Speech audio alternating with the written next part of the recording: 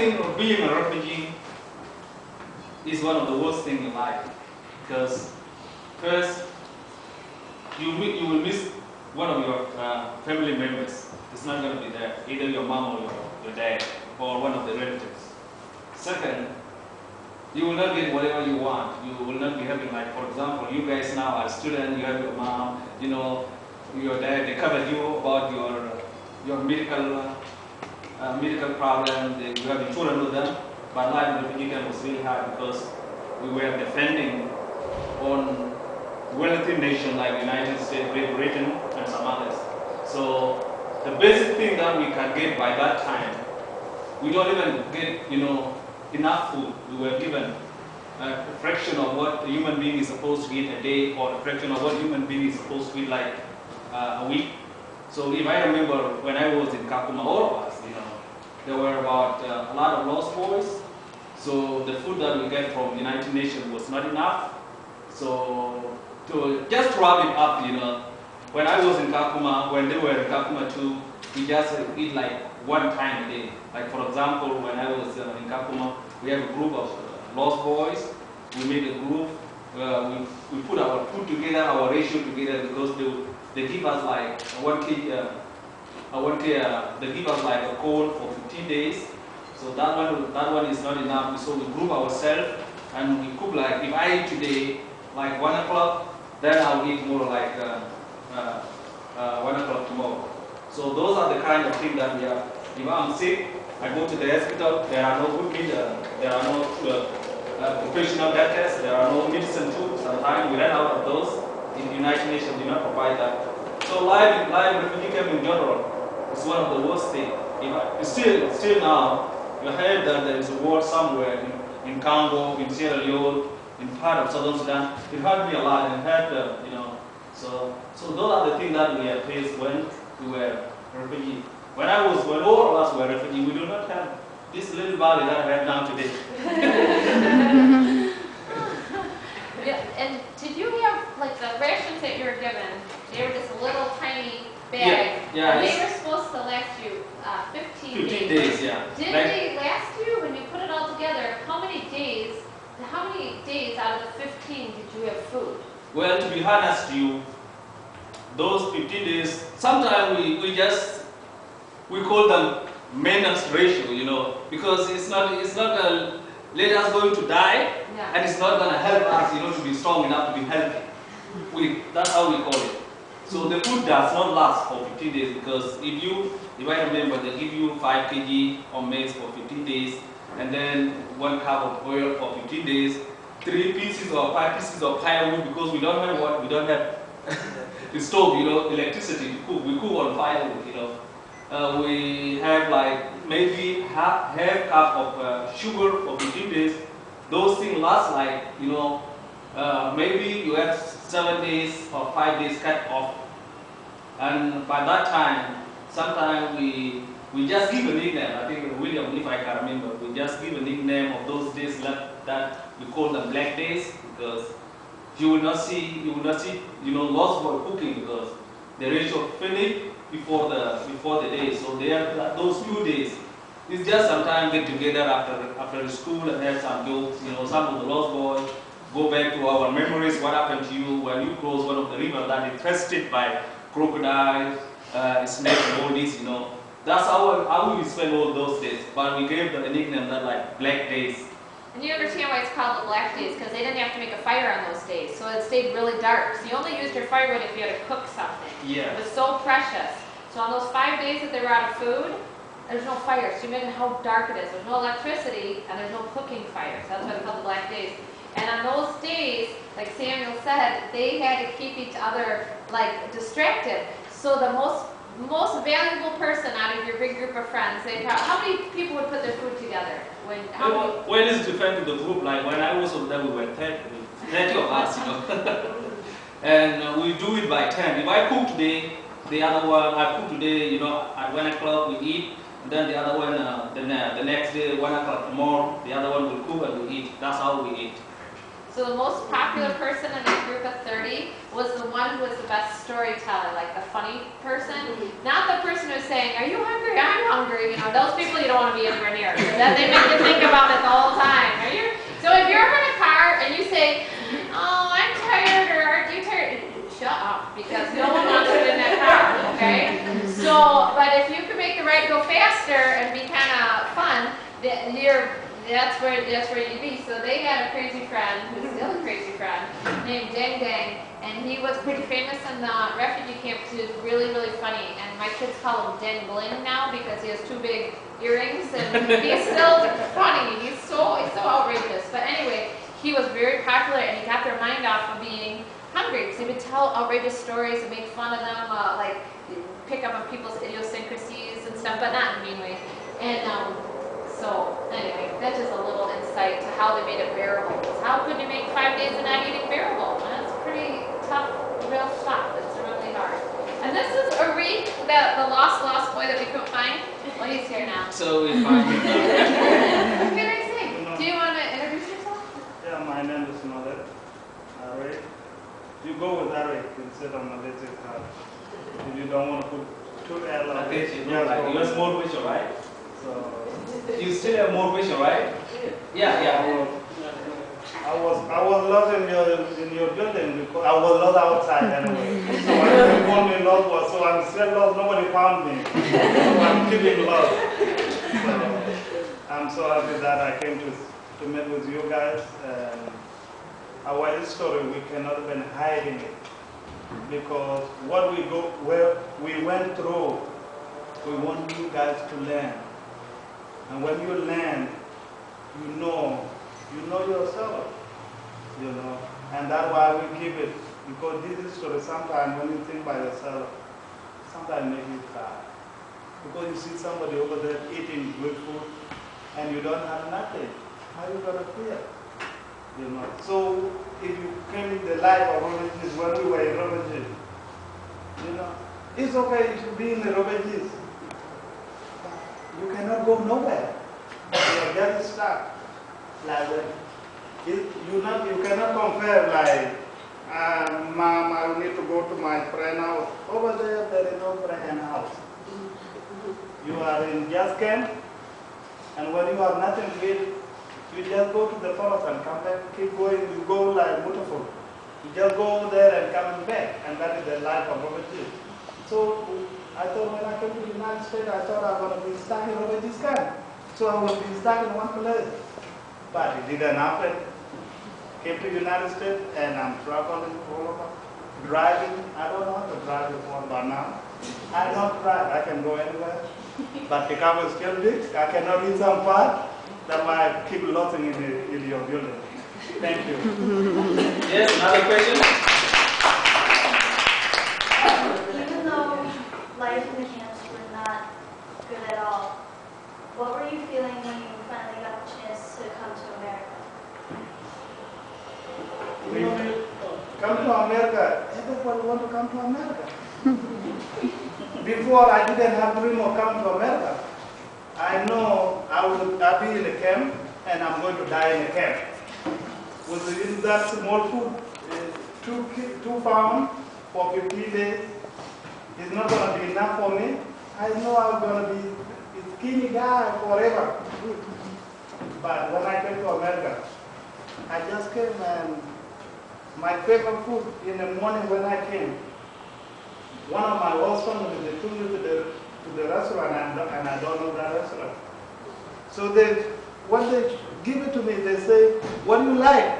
What I like, I just need something to eat, nothing else. So they choose me the pancake. And that was morning, and when I eat it, it was too sweet. And I never had a sweet stuff before in my life. So when I eat it, it was so good, they asked me. At that time, I don't even speak, my English was terrible. So when they said, how do you like it? I said, it's good. It's good, but I cannot explain it. Wait, can I tell what your host family thought of you at the time? Okay, his host family, I think the ones that got him the pancakes, they thought he was really, really shy and quiet. I just thought I just add that right now. Can you even imagine that now? now I get them in. Before I was quiet because I don't even, what language we communicate, I cannot even talk to them, you know. So everybody wants to come to the United States. When I came over here, I said, what can I do? Because now I got food. When I go everywhere, I go every corner, I have food. So I'm not even thinking of eating food no more because when I see it in my eye, I already full. I already ate it. So do I need to put it in my mouth? No. Because I already seen it. But when I came, you need to see the food before. So you need to see it. And now, so you have to see it and you want to eat it. Over there you want to eat it. But now you just see it and you get food. So to our friends who are there is no way of them to come here. But if they came while we are here, we have to do something better. And that's why we want to educate them. For me, I'm not educated. I don't have any government. But why I'm worried of education? Because if you learn, somebody else will learn. Other generation will learn. Another one keep going learning. My family, none of them, grandpa, all the nobody go to school. I'm the educated person, but I don't have government. Can you compare that? But I'm worried of the school. I want them to be educated. That's why they keep you, all the teachers here. They always wake up in the morning and they want you guys to learn. So everybody wants you guys to learn, and that's why everybody over here in the club. And that's why now you guys learning the history of the Lost Sudan. So everybody want to learn. No. Oh, wait, can I ask a question? You all know the difference, right, between an immigrant and a refugee, right? Yeah. Okay, because refugees don't generally get to pick where they're coming to, and they don't bring anything with them. So when I met our first Sudanese family, they literally got off the plane, and the mom only just had a piece of fabric on, not even underwear, and the little boys had on big men's shoes, and they were trying to keep them on their feet. Somebody had, at the airport, had just put shoes on their feet, and they were little 4- and 6-year-olds with huge shoes trying to keep them on their feet. So when you think of somebody coming without education, without speaking the language, no parents to help them, nothing, no money in their bank. Actually, they owe money. When they get here, can you imagine? These guys came with nothing, and they owed $3,000 for their flight over here. And like Marie said, they didn't come with the education or document to go get a job. So they had, and so I just really want you to realize how little they had to do this. And these are the awesome men that are before you right now. And besides working, sometimes 2 jobs or more, they're also doing this, working to bring education, because they know education is the only thing that will move their country forward. So I just want you to have that in mind as you're hearing their stories. You know, these are people who came with absolutely nothing and no support. And so, anyway, so you can do it. You know, like we're so lucky, we're so built up with our education little by little, that by the time you're this age, wow, we would be hiring all of you to be teachers at our literacy center. I mean, you would be great. And we don't even have people like that to choose from to educate others. So we're going to have to bring some people from Kenya to do this. So yeah, help if you meet any people, any kids come to your school, especially immigrants or refugees, either one, people who aren't living in their own country, come alongside them. First off, you'll be blessed. Can you imagine how fun my life is? These are like my family, and my kids are growing up with these crazy guys in my house. And I'm sight impaired, so I can't. And so, I mean, we are so blessed. So don't ever miss an opportunity to come alongside someone and help them with what you've been given, okay? Even really simple things. Gosh, our first family, we would teach them how to cross streets so they didn't get killed. We kept thinking Lucy was going to step out in front of a car. So just, meet your friend where they're at, and whatever you think they would help them move ahead and help others.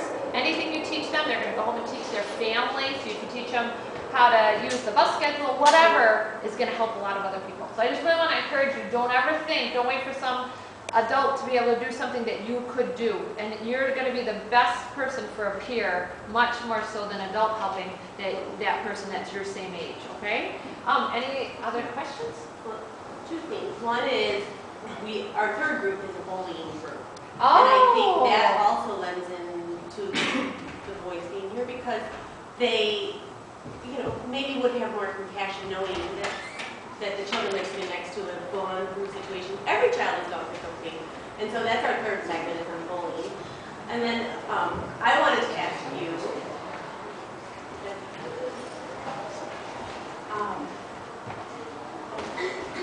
could you just, are you taking both the cards, boy? Just one. Okay, just keep it then for the day. You don't need to bring it back, okay? You were talking a little bit about coming to America and their experiences, and we watched God Grew Tired of Us, that movie, and watched some of the things other than food. What would you say was the thing that maybe shocked you the most about, or that you learned when you came here and learned about America? Things. What was it that most surprised you? Yeah, well, so before when I came over here, it was the first thing I'm missing in my face. It was my host family telling me, they said, oh, that is your room? They were really got a good carpet. It was a nice carpet, and they put the bed. So what came to my mind, they have a carpet and they put another bed with mattress? That mean? Oh, okay. I said, okay. Because language was not, I said, okay. And then I sleep over there. And then I look up, it was light all over. I said, and I was missing what, I just want to wait the light for all day. I didn't know the light was a bill over here. So I know that I can just watch it because all over there I just sleep in the darkness. But when I came, I already found the light, and it was made me, oh, I really enjoy just sleep on the light, and that's what I was suspect. So because now I'm in America, sleeping in light, I'm in America. And then second, I didn't know how many cars they go in the road. So I came on the road, and then because I don't have nothing, I don't want to go nowhere, and I don't know friend, I don't know neighbor. Every neighbor is inside the house. So I thought I would know and knock them and say, oh, neighbor, I came from Africa, but no neighbor I found it. So I keep aiming of count all the cars in the street, count them one by one. So when I reach to 50, it take a time for them to come back again. So I forgot the number. So I have to start all over. And you take the. So now I realize, oh, what I was doing on that time. So I didn't know. So to life of America, it was really hard. But I handled life of America because I was in refugees camp. If I was not in refugees camp, I learned, but I didn't have enough food. I learned, but I don't go anywhere. Like now, the kid over here, hey mom, I want to go to the friend house. Mom, go and get in the car, because if you don't do it, they will yell to mom, hey mom, you did it, I'm not there, I will leave when I was 18. No, you cannot do that. So the kid has been taking the car and they go to the friend house. But it was good to have your mom. Your mom is always helping you. So when you are 18 now, instead, I left when I was 5. I leave my mom when I was 5. And I grew up. Now I'm a big man, but I'm not a big boy. I'm a big man. So I grow up now. But I still know my mom because the mom was the one who born me. She's still taking care of me. Even if I grow up, I'm fighting for my own food, my own clothes. Never buy me the clothes. So I was hunting for mine. Wait, can I tell them the reasons? Yeah. He was reunited with his mom just 2 years ago. So for the first time, they've been separated for 21 years. And he dreamt every night of seeing his mom's face. He said he just dreamt of putting his mom's face in his hands. And so when I met him, I heard that story, and I was like, oh, and it happened. So he did go back, and he found his mom and his grandmother reunited. Isn't that awesome? Now, Samuel, what was the biggest change for you? To answer your question, first of all, it's completely different in Africa. And also from somebody coming from Africa, it's completely different over here in the United States. When we first came over here, generally, let me say, there was culture shock over here, because it's like we grew up in the villages where there's no big building like this, where there are no road network like what we have in Chicago, where there's no traffic, so our first culture shock was, how are we going to live in this big city like Chicago where there's a lot of traffic? That's the first one. Two, coming to the places where we are living, we do have a problem of, we never been, like when he explained about the mattress, most of us never sleep in a, very soft mattress, It was one of the things. We never cook in a place where there is stove because we use the firewood. So one of the culture shock, we have to know that. We never use, Thailand because we use latrine in Africa or wherever you go back to the forest. That's one of the things. We never had like, we never been in places where there are automatic doors. When you go to some of the stores, the doors open they open itself, and they let you in. So those are the things, those are the problems that we have when we came over here. Coming to the food, well, the food in Africa is, in the first place, when I came over here, it tastes better than food in America because I did not get used to, because most of the food here are kept in the refrigerator. Most of the chicken we have in Africa, these are the fresh. You can go to some people who have chicken. You can go and get your chicken, it's a fresh one. But the chicken we have over here is kind of like being put in some refrigerator for a long time or chemicalized. So those are the problems that we have. But as soon as we get, some few months here in the United States, we get used to some of the food. We become big fan of pizza. We become, some of the food. So life was really hard when we came over here. We never thought most of us would be driving in the city like Chicago and all this. So the problem we have by that time is, coming to this big city. We never been in all these places that I mentioned. There's no light, like he said. There's no way you can go to Thailand because we've never been in Thailand. The good thing about it, most of us know how to read and write, even if our education was not in that standard that we can express ourselves in a manner that people over here can understand us. We do know how to read and write, so we go. They give us an orientation back in Kenya before we came over here. That there's a book called Welcome to America, and they give us orientation how you go about, So we read that book, and we are implementing some of the things that we read from that book. So that's how we begin our life here in America. But it was not easy to get a job. So, like if you can imagine, if you live in a place where you know everybody in every